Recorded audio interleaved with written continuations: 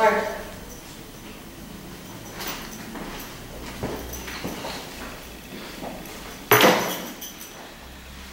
Oi gente, meu nome é Vanessa, sou professora da Rede Pública Municipal de Piracicaba e a ideia da elaboração desse vídeo surgiu de uma demanda, de um problema que a gente vem enfrentando já há um tempo no município que diz respeito ao plano de carreira, da nossa categoria. Eu faço parte de um grupo, do Luto pela Educação, onde a gente já há um tempo, já desde 2014, a gente se debruça sobre essa questão e tomamos conhecimento, no dia 24/10, a publicação do plano de carreira no Diário Oficial. Alguns professores vieram nos pedir para que a gente postasse discussões e estudos que a gente vem fazendo acerca de várias irregularidades e falhas que o plano apresenta.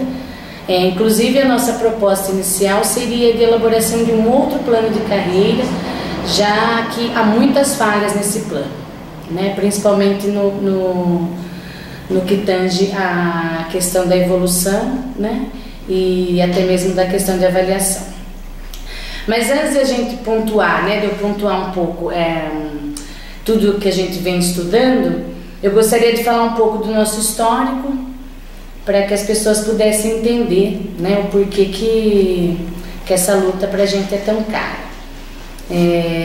A gente já fez, na verdade, algumas ponderações para a secretária, inclusive protocoladas, estão todos aqui os documentos, e tivemos respostas pela empresa que foi contratada para a elaboração do plano, mas nenhuma sugestão foi acatada.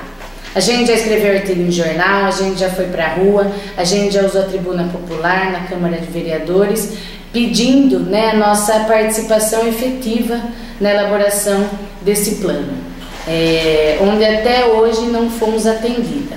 No último dia 1º, nós estivemos com o presidente da Câmara, o Matheus Erler, que nos recebeu, e pela primeira vez a gente conseguiu estabelecer um diálogo, onde de fato a gente pôde expor com argumentos tudo aquilo que a gente vem estudando, e algumas proposituras que a gente acha fundamental, para que de fato esse plano contemple uma valorização dos profissionais e prime a qualidade da educação no município.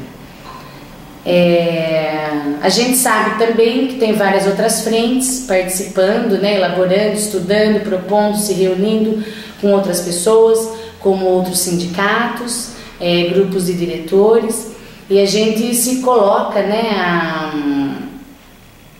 à disposição daqueles que têm o mesmo objetivo que a gente. A gente está sempre aberto ao diálogo, nosso grupo sempre foi democrático, e a gente sempre primou pela participação e contribuição de todos.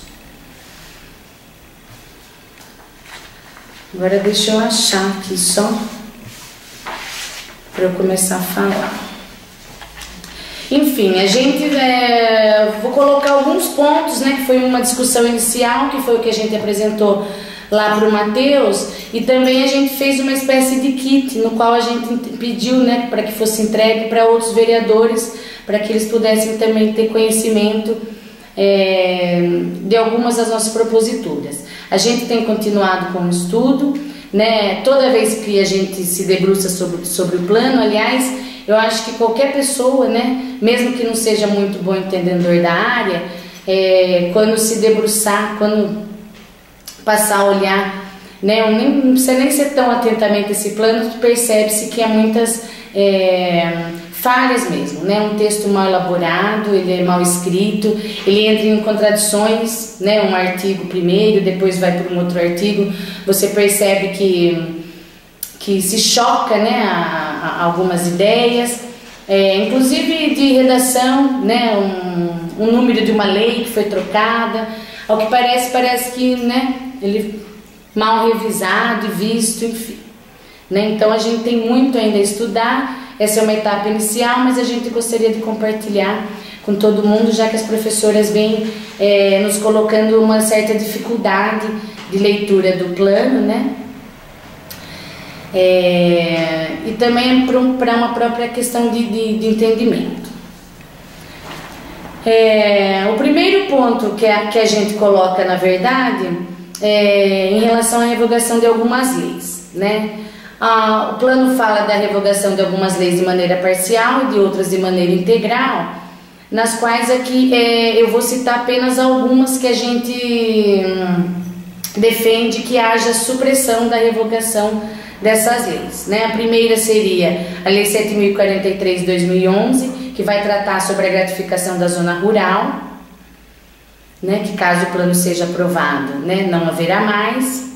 A redução até a extinção, né, do 14º, né, do Fundeb, que diz respeito ao artigo 105 do plano, e uma outra, né, que é a Lei 5.683 de 2006, que coloca o fim da limitação de tempo de serviço para os cargos em comissão, ficando apenas para o cargo de diretor.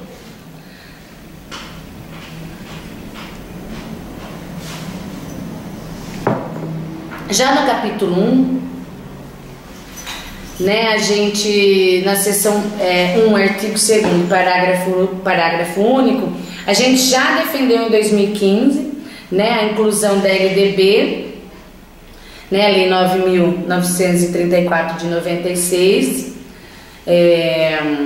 e na época o IBRAP colocou que não haveria nenhum impedimento legal dessa inclusão, e inclusive já havia incluído nesse parágrafo único, né? Mas quando você pega no Diário Oficial, você percebe que essa alteração ela não foi feita, o que pra gente demonstra um certo descaso mesmo, né? A gente estuda com afinco, se dedica, né? E depois a gente acaba não sendo nem ouvida, né? Então já foi uma sugestão feita via protocolo e não foi acatada, que demonstra mais uma vez que não houve participação, né, efetiva dos profissionais nesse processo. Na seção 2, artigo 3º, a gente coloca para suprimir do texto, né, o atendimento a pais irresponsáveis ou responsáveis, e a nossa justificativa é que a gente coloca aqui nessas horas, na verdade nas horas de HTPI, né, a gente deve cumprir atividade de planejamento, organização e aprofundamento pedagógico, né, não cabendo atendimento à comunidade. E aí na mesma sessão, né, também a supressão do texto e ou entre os pares e supervisionada, também em relação ao HTPI e ao HTPC, e a justificativa, né, como menciona a própria descrição, trata-se de trabalho individual, né, ou seja, sem pares, sem supervisão, uma vez que temos notado casos em que professores sofreram pressão das chefias quando convocados para cumprir HTPI na unidade, como por exemplo ocorreu um caso pelo simples fato de terem questionado publicamente pontos desse plano de carreira, e aí em um outro momento. No capítulo 2, no artigo 5º, inciso 5 e 6º e parágrafo único, né, se coloca a valorização de experiência e tempo de serviço como componente do processo de evolução e pré-requisito para quaisquer outras funções do magistério. No entanto, no anexo 5, a apresentação do quadro pessoal aponta a exigência de 5 anos para o cargo comissionado de diretor escolar, sendo que os demais cargos não há exigência de experiência. Num outro momento, no inciso 7º, que é um período reservado ao estudo, a gente, né, sugere a supressão da expressão ou não, uma vez que pela meta 18, estratégia 18.4 do Plano Nacional de Educação, né, o PNE, ele estipula que no plano de carreira sejam previstas licenças remuneradas para a qualificação do profissional, né? E aí a gente já aproveita para ressaltar que em nenhum momento desse plano a garantia desse direito de licença aparece, né, para a qualificação. No capítulo 3, a seção 1, artigo 6º, na verdade isso desde o começo a gente vem na defesa, né, de concurso público para os cargos de direção, coordenação e supervisão. E aí, na verdade, isso acaba indo de encontro, né? Também é uma meta do Plano Nacional de Educação, que coloca que mais de 90% dos docentes né, eles têm que ser de emprego público permanente e no mínimo 50% de ocupantes de cargo que sejam profissionais não docentes, eles devem ser ocupantes de cargo de provimento efetivo também, né? Então, por essa razão, a gente defende o concurso público, porque se esses 3 cargos, né, forem ocupantes de cargo de provimento efetivo, a gente conseguiria atingir aí esses 50%.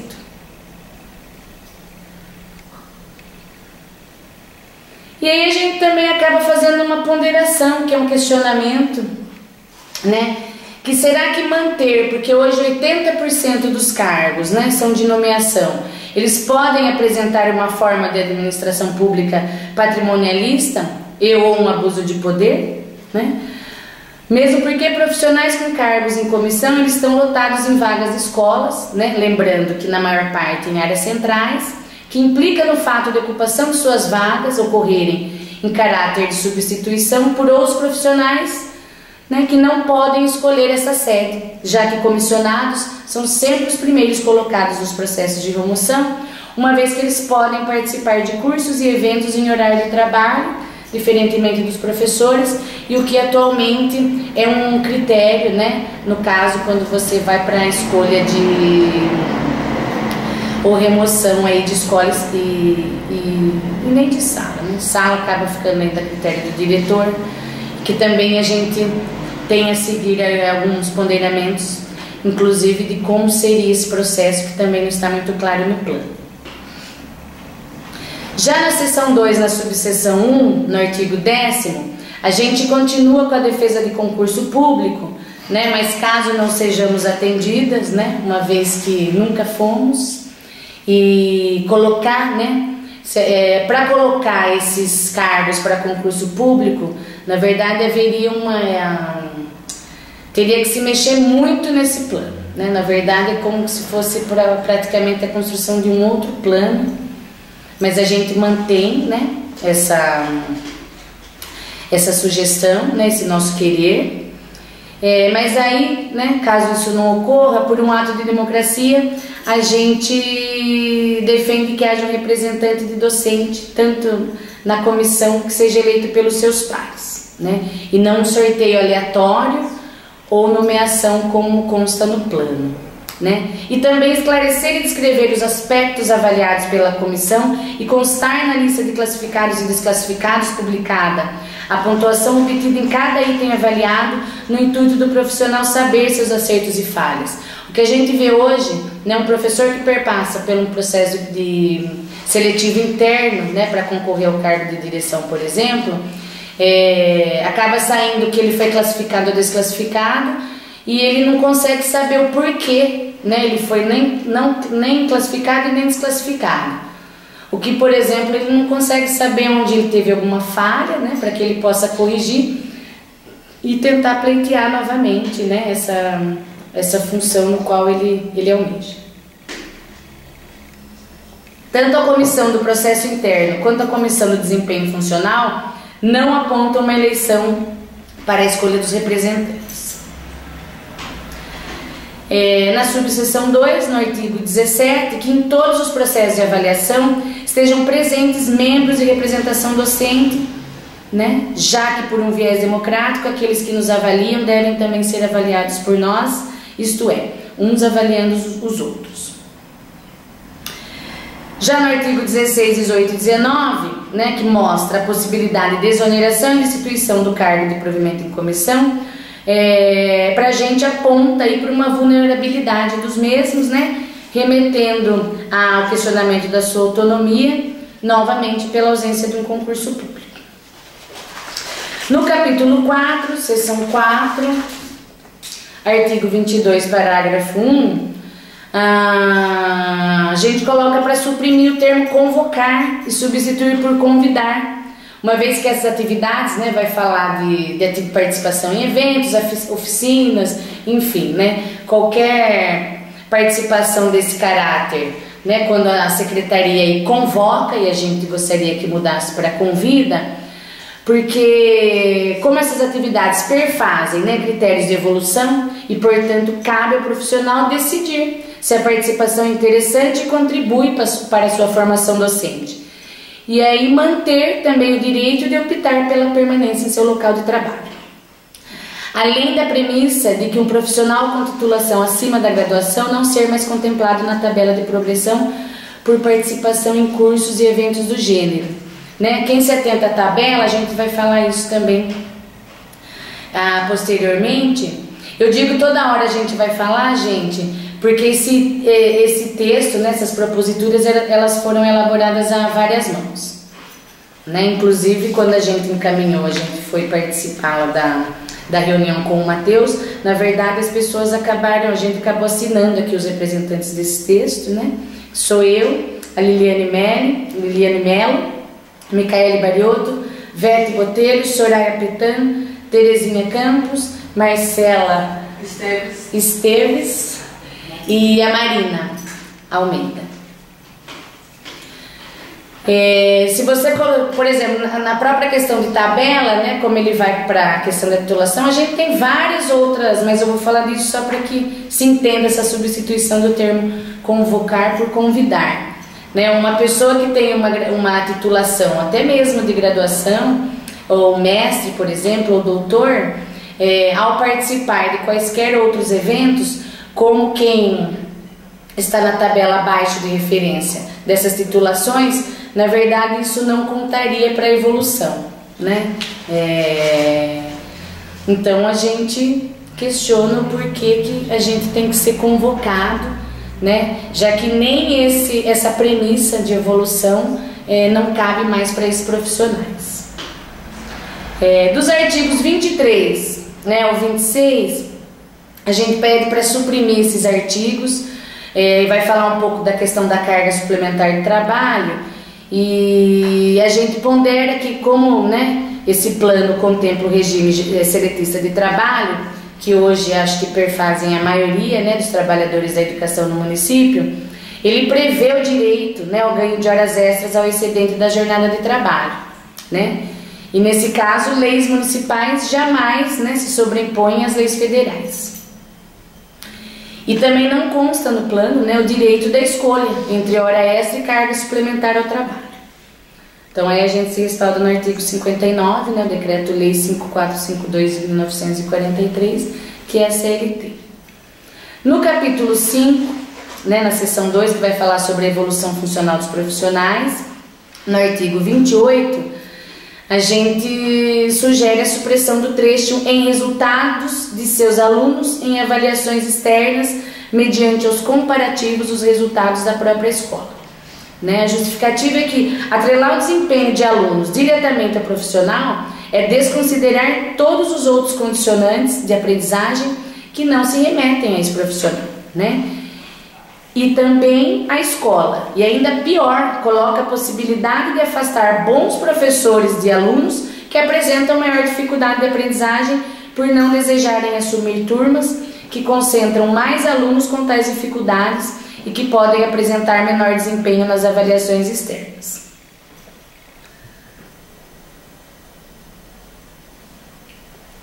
No caso, é deixar, né, de garantir um bom ensino em detrimento a jogar, né, os resultados de avaliações externas em graus comparativos aí entre turmas e professores. Aí a gente acaba colocando vários questionamentos. Quem teve oportunidade de olhar o plano e essa questão da tabela, gente, é uma tabela que é muito confusa. A gente demorou muito tempo para procurar entender a tabela. Primeiramente porque é uma tabela única, né? No caso, para a evolução pela via acadêmica e pela via não acadêmica, né? A via não acadêmica seria pela questão de avaliação, né? A cada 2 anos.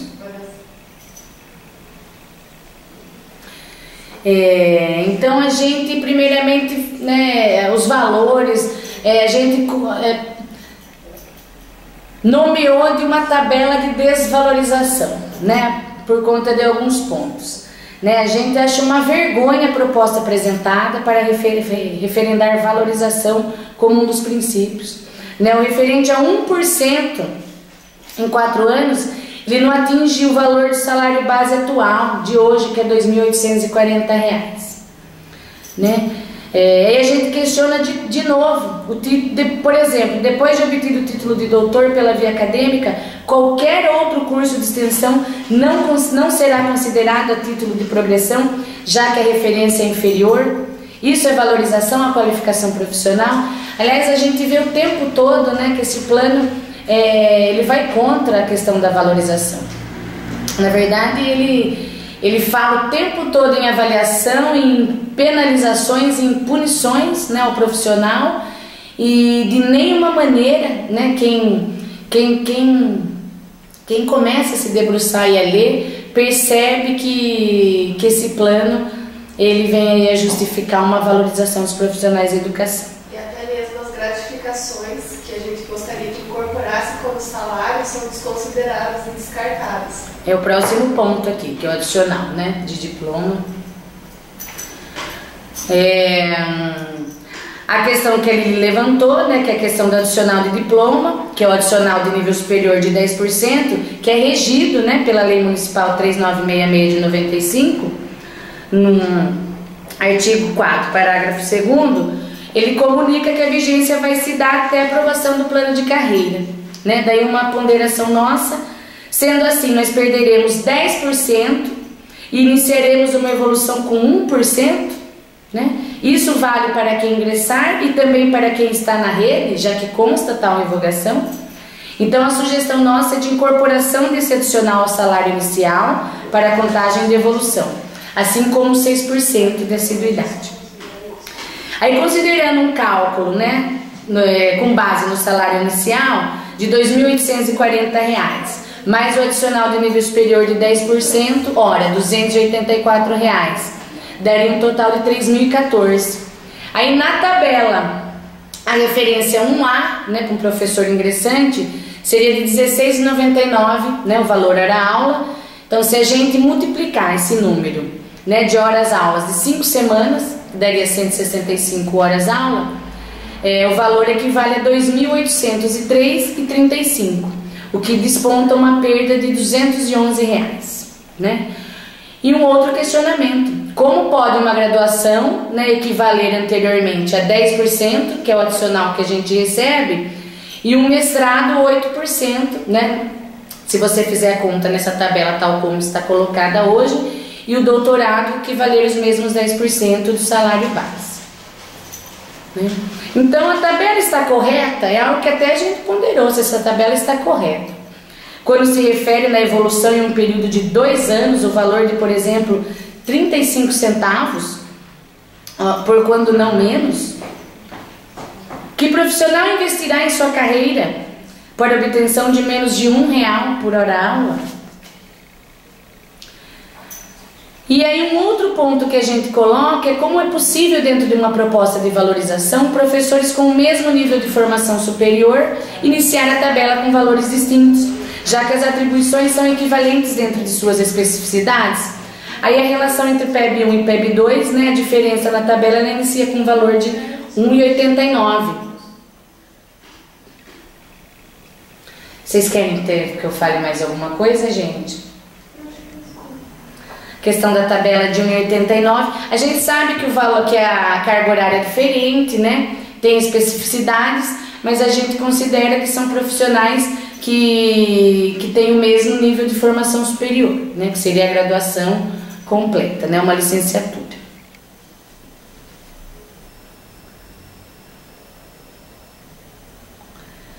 Aí na subseção 1, no artigo 38, que vai apresentar, né, os cursos de formação considerados para evolução, porém a gente sugere colocar na tabela 2% a cada formação para quaisquer evolução acadêmica, sem considerar a proporcionalidade de tempo e exigência que cada o que não estimula uma formação mais plena e aprofundada.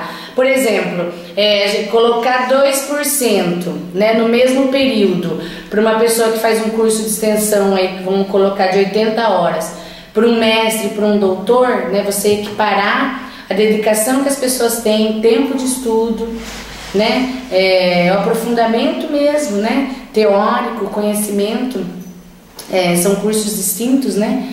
Especialização lato stricto sensu, você colocar numa tabela e equiparar 2% numa evolução praticamente igual, a gente acha que não é valorizar, né, e uma qualificação mais aprofundada dos profissionais.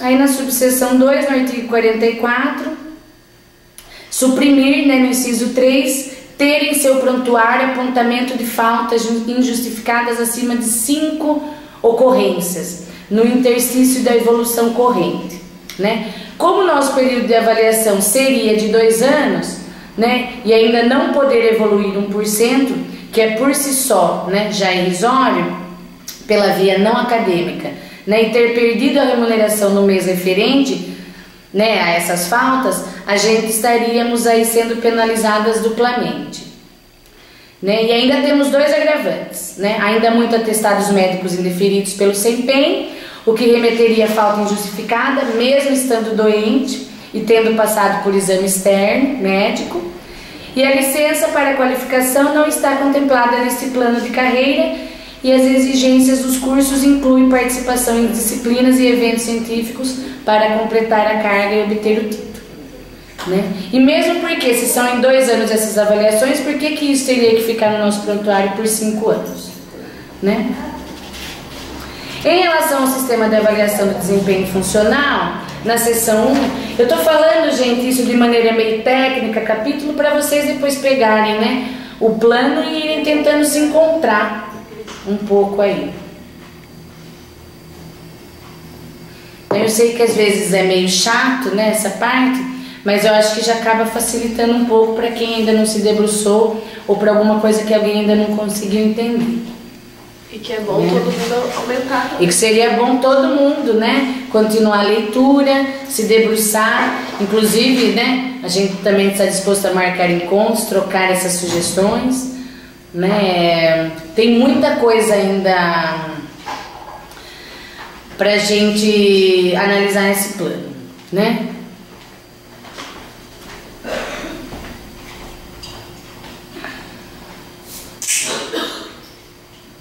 No capítulo 7, no artigo 77, parágrafo 3, a negação de participação em cursos de formação não usufrui das evoluções funcionais pela via não acadêmica. Mas se é acadêmica?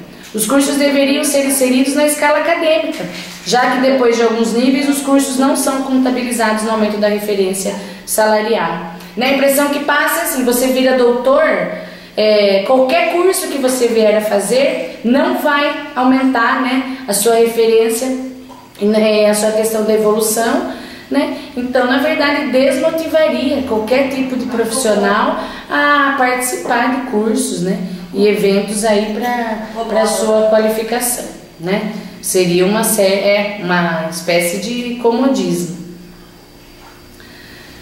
No artigo 92, o contratado por tempo determinado, né, no caso o professor em substituição, terá os mesmos deveres, proibições e responsabilidades que o efetivo, mas e os direitos? Né? Em nenhum momento se fala.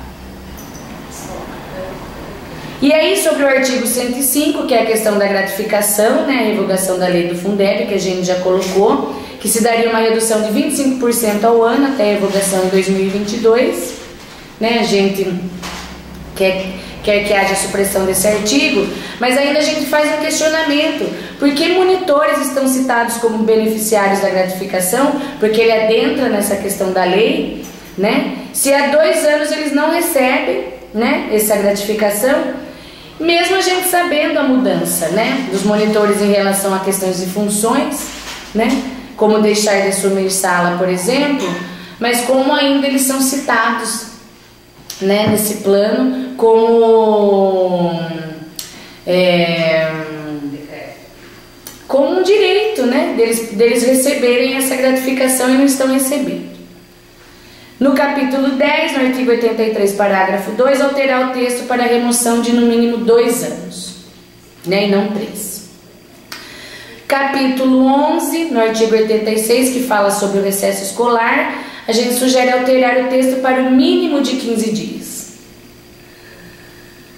E aí na exposição da justificativa, a partir da página 6, né, onde é citado o Plano Nacional de Educação, ele vai mencionando que ele é definido pela Lei Federal número 13.995/2014, né, mas no entanto o correto é a Lei Federal 13.005/2014, o que já pode demonstrar uma falta de apreço na escrita e análise desse plano, ainda que coloque que foi pautado nas suas orientações, mas descumpre algumas metas e estratégias, como a própria questão do concurso público, né? E outras que a gente cita nesse documento, que é 18.1 e 18.4, né? Cita a questão da valorização dos profissionais, né, nessa exposição justificativa, mas conforme esse plano está disposto, é notório seu intuito, né, para atender a interesses de verbas para o município e contenção de gastos pela pasta. Assim como para ajeitar a casa, ou seja, regularizar situações de profissionais referentes a cargos comissionados que não tiveram o tempo de experiências antes exigido. Né, ao ler esse plano, para a gente é notório e evidente, né, e aí além também de atender uma exigência do Ministério Público, esse plano ele vem para uma contenção de gastos, porque na verdade, se você pegar toda a tabela, né, a gente vem aí a sofrer uma perda salarial, né, a todo momento se fala um enfoque, né, se dá um enfoque na relação da questão de avaliação, né, como uma forma de punição e de que a qualquer momento ele pode não ser bem avaliado, aí tem que buscar curso, e aí não vai conseguir nem aquela relação de 1%, e inclusive podendo ser mandado embora, né? Então a gente vê notoriamente que é um plano, né, para a economia e não para a valorização dos profissionais de educação, e também para ajeitar, né, a secretaria de uma maneira geral, porque a gente sabe também, percebe, né, a gente vislumbra há muito tempo que a rede não funciona como uma rede, e há muitos profissionais, há muita gente colocada em lugar que não poderia, não deveria, e aí esse plano ele vai tentando criar artigos aí para tentar dar uma ajeitada nisso. Então ele não é um plano construído pelos professores, né, nós não tivemos direito à participação, as reuniões em que falam, né, que eles pautam, né, não foi permitida uma deliberação e votação democrática dos pontos, mas sim uma explanação que a Secretaria Municipal, e inclusive alguns pontos como a questão de concurso, né, a secretária frisou que seriam pontos imexíveis. Então, quando a gente foi participar de um representante por escola, daquela explanação do esqueleto do plano, né, que não é este que hoje está que foi publicado no Diário Oficial e que hoje está na Câmara de Vereadores, em nenhum momento houve uma participação efetiva de diálogo, né? Foi aberto para que fossem enviadas propostas, né? Mas aí todas, né, que foram enviadas, todas será que foram lidas, nenhuma acatada, né? Nenhuma proposta acatada, né, que foram sugeridas pelos professores. Então não há como dizer que esse plano ele foi elaborado e construído de maneira democrática pelos professores, como vem sendo colocado no plano, né, em jornais, enfim, em vários outros locais, né? Não é um plano democrático, então, né? A composição da comissão, né, de elaboração desse plano também, ele teve um número de representante docente pífio, perto da proporcionalidade dos profissionais que serão afetados pelo mesmo. Então, mesmo quem participou dessa comissão, o que se percebe, né, e as falas que foram muitas vezes nos passados, é que também não tinham direito à voz, né, porque eram uma pessoa ou duas, né, e as outras acabaram sendo aí nomeadas e escolhidas pela própria secretaria, o que era difícil gerar um debate que não houvesse consenso, né? Ao que a gente entende, não sei se o dissenso existiu aí por um momento em alguma dessas reuniões. E aí a gente acaba levantando outros pontos, né? A primeira, que é na ausência de um concurso público, então, para cargos em comissão, né, de direção, coordenação e supervisão, a gente sugere a revisão do processo de seleção, né, como tempo de serviço, clareza nas listas de classificação e desclassificação, assim como na tabela de progressão. Né? Aliás, a gente sugere que haja duas tabelas, os valores têm que ser revistos, enfim, está confuso essa questão de participação pela via não acadêmica de cursos, e aí você não consegue, uma referência está acima da outra, tem muita coisa ali que não bate, né? Não está correto. A licença para a formação, conforme consta no Plano Nacional de Educação, que deverá ser incluída. Os critérios para atribuições de classes e aulas, né, como tempo na unidade escolar, tempo na rede e a questão da titulação. A avaliação de desempenho funcional, né, ele apresenta pontos que são subjetivos e também podem deflagrar perspectivas díspares para o mesmo descritor, uma vez que cada chefia apresenta diferentes concepções de qualidade profissional, ressaltando um cuidado em relação a esta avaliação, né? Podendo não atrelar ao mérito, mas sim coleguismo ou perseguição. Assim não poderá remeter em hipótese alguma em caso de exoneração ou destituição de serviço público. O que a gente sabe na rede, né? Na verdade, essa própria questão de não haver concurso, né, desse processo seletivo interno, muitas vezes as pessoas acabam não se manifestando porque, assim, há muito assédio moral, né, perseguição, inclusive puxa-saquismo às vezes, porque o próprio processo de atribuição de aula e período na unidade escolar, né, cabe exclusivamente ao diretor da escola, né? Então, na verdade, dá brecha para muitas coisas que não são de caráter profissional, e isso acaba prejudicando o relacionamento na unidade, né? E principalmente afetando a qualidade da educação. E aí mais uma prova, né, que não houve revisão e que se há muita revisão para se fazer nesse plano, é que no quadro de pessoal, no anexo 5, nas atribuições de professor de educação básica 1, é mencionada uma distinção para a educação infantil e não ensino fundamental, remetendo a atividades que não se adequam à etapa, como, por exemplo, até mesmo a aplicação de provas, o que não cabe no infantil, né, na educação infantil. Então, esse é mais um ponto que demonstra aí que há muitas falhas nesse plano, né?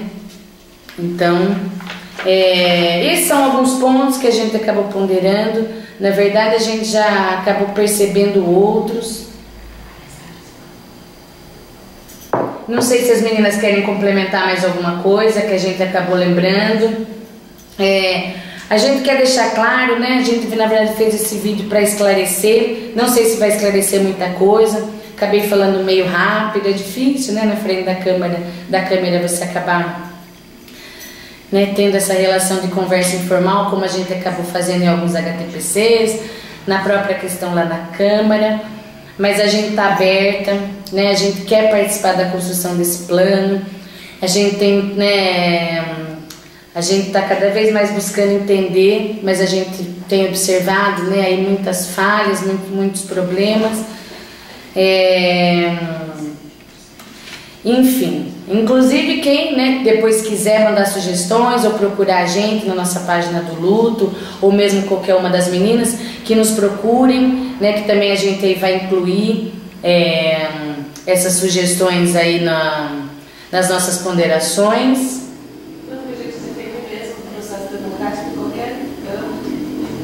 A gente defende, né, o processo democrático em qualquer âmbito. Isso, na verdade, eu acho que está bem claro, né? E a gente quer frisar essa questão. Em nenhum momento a gente teve essa oportunidade de fazer isso, né? O que a gente estudou, né, a gente acha um descaso, a gente, às vezes, despender um tempo que a gente acha que é necessário e, assim, faz parte da nossa profissão, de nossas obrigações, querer participar de um futuro profissional, né, que diz respeito a nós mesmos. E aí a gente perder, às vezes, dias aí, das 6 à meia-noite, perder não, porque é um ganho, né, a gente está aprendendo, mas aí depois quando a gente vai para apresentar, a gente não é nem ouvida, né, isso é muito triste, e daí se fala tanto nessa questão de valorização, né, de profissionais, de estudo, enfim, dessas questões. A gente tem dialogado com bastante pessoas, né? Nós queremos e continuaremos aí nessa busca para sermos ouvidas e de participar efetivamente desse plano, né? Seja via Câmara, pedir ajuda dos vereadores, né? Pedir ajuda da população, pedir ajuda de todos os profissionais envolvidos e a gente vai fazer o que for necessário, né? Seja em escritório, como a gente colocou, em gabinete ou na rua, né? A gente vai continuar desde 2014, né? A gente está nessa luta por um plano de carreira que a gente acha necessário, imprescindível, mas esse plano de carreira, tal como ele está colocado, ele de nenhuma maneira contempla os professores, os profissionais da educação, né? Então é isso, a gente vai, enfim, né? Conversando, dialogando, estamos abertas ao diálogo, né? E a gente espera que tenha auxiliado pelo menos um pouco os professores a entender um pouco o que está acontecendo, que são muitos, né, os prejuízos que a gente vai ter se esse projeto, tal como estiver colocado, for aprovado na Câmara, principalmente pela questão financeira.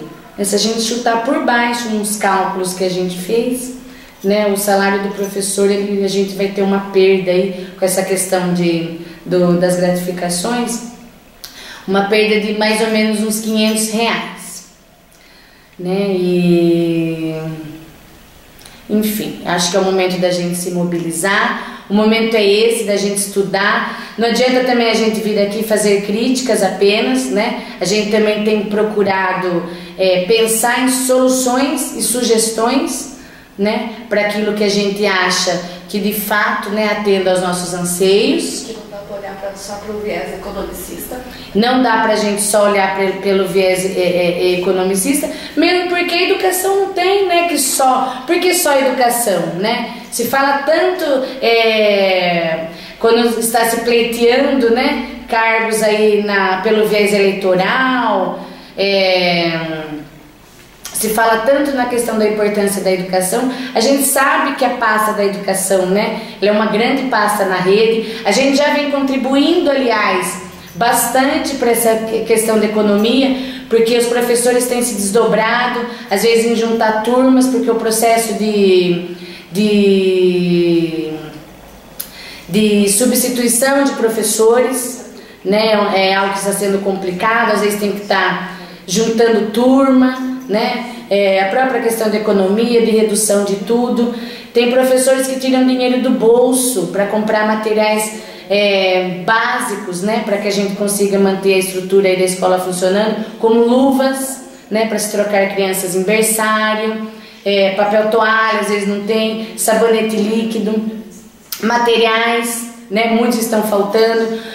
Xerox, eu sei que as professoras, principalmente do ensino fundamental, às vezes arcam com o dinheiro do próprio bolso para conseguir colocar alguma atividade, sulfite. Então é uma série de coisas que nós, né, para tentar manter o mínimo que a gente tem nessa visão aí de ter como prioridade, né, as crianças e a qualidade da educação, às vezes a gente está se desdobrando de várias maneiras para contribuir com essa questão da economia. Então a gente acha que esse plano ele não pode ter somente esse viés economicista, né? Se ele é colocado como esse viés de valorização, que sejamos valorizados, né? Que sejamos valorizados, que a gente exerça um bom trabalho e que a gente seja remunerada para isso. E que seja, né, valorizado desde a sua elaboração, né? Considerar a nossa voz é valorizar a nossa voz. E que seja valorizado desde o processo primeiro de elaboração, né? Já que nos ouvir também é uma forma de valorizar, né, aí o quadro dos profissionais da educação no município. Mas é isso, gente. A gente vai então aí encerrando, né? Quem quiser pode aí nos procurar. Uma boa noite a todos e até uma próxima.